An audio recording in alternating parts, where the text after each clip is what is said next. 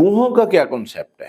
یعنی کوئی جو دوسرے مذاہب کے لوگ ہیں نا، کچھ مذاہب میں خاص کر ہندوؤں میں یہ کنسیپٹ پایا جاتا ہے کہ جی جب انسان مر جاتا ہے تو اس کی روح بھوت بن جاتی ہے۔ روحوں کا بھوت بننا کیسے پوسیبل ہے، یا اس کی کوئی حقیقت ہے؟ اور پھر جی وہ روح اس میں آ کے بندے میں بتاتی ہے کہ میں فلاں کی آتما ہوں اور میں ایسے کر دیتی ہوں ایسے کر دیتی ہوں۔ دیکھیں، اگر تو ہم قرآن و حدیث کے پوائنٹ آف ویو سے دیکھیں تو قرآن و حدیث اس چیز کو بالکل ڈینائی کرتا ہے کہ ایسا پوسیبل نہیں ہے۔ جو کچھ طبقہ جو ہے وہ خیر والا ہے، کچھ شر والا ہے، کچھ اچھے اعمال والا ہے۔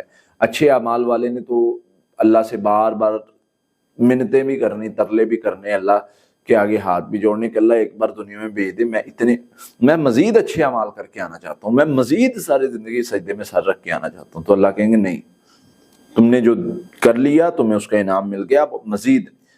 جو برے اعمال والا ہے، اچھے اعمال والے کو تو جگہ مل نہیں رہی واپس آنے کی، تو برے اعمال والے کو کیسے ملے گی؟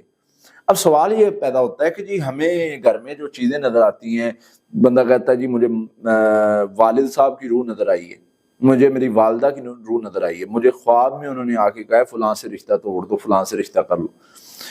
اس کے بہت سارے دلائل اور واقعات ایسے ہیں کہ جس میں جنات یہ شرارتیں خود کرتے ہیں۔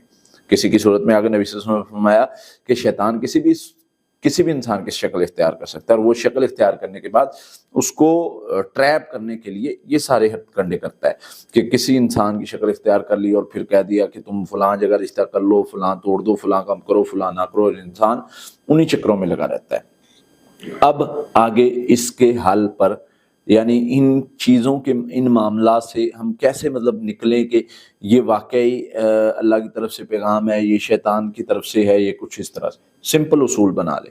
اگر آپ کو اس طرح کچھ چیزیں نظر آتی ہیں، روحیں نظر آتی ہیں بقول آپ کے، ویسے روحوں کا اس طرح آنا کنسیپٹ یعنی اسلام کے مطابق یہ نہیں ہے کہ ایسے روحیں نہیں آتی۔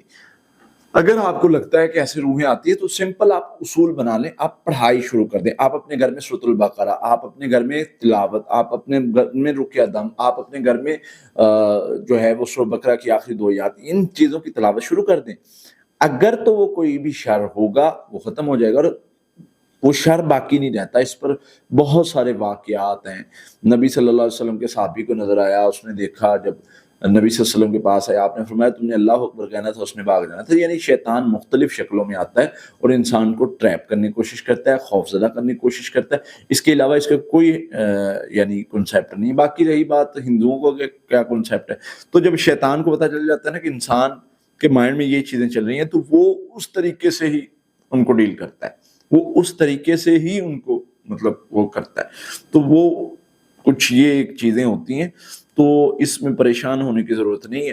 اس میں آپ کو اسلام کے مطابق اپنے کنسیپٹ کو رکھنا ہے، کیونکہ جب ہم دوسرے مذاہب پہ بات کریں گے پھر وہ ایک الگ ٹاپک وہ پھیل جائے گا۔ ان کو کیسے ان کے پوائنٹس کو لے کے دیکھنا ہے کہ وہ کون سے پوائنٹس رکھ رہے ہیں، ان کو کیسے ان کا رد کرنا ہے، وہ ایک لمبا ٹاپک ہے۔ لیکن آپ کے مطابق ہم اسلام کے دیکھتے ہیں کہ اسلام ہمارے لیے کیا رہنمائی کرتا ہے۔ تو نبی صلی اللہ علیہ وسلم نے فرمایا ایسے روحیں واپس نہیں آ سکتی۔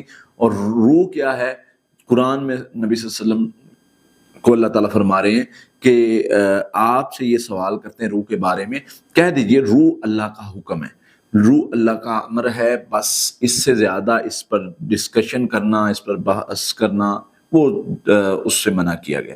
تو آپ کو سمپل یہ چیزیں سمجھنی ہے کہ شیطان ہمیں دھوکہ دیتا ہے، ایسے اس کی حقیقت نہیں۔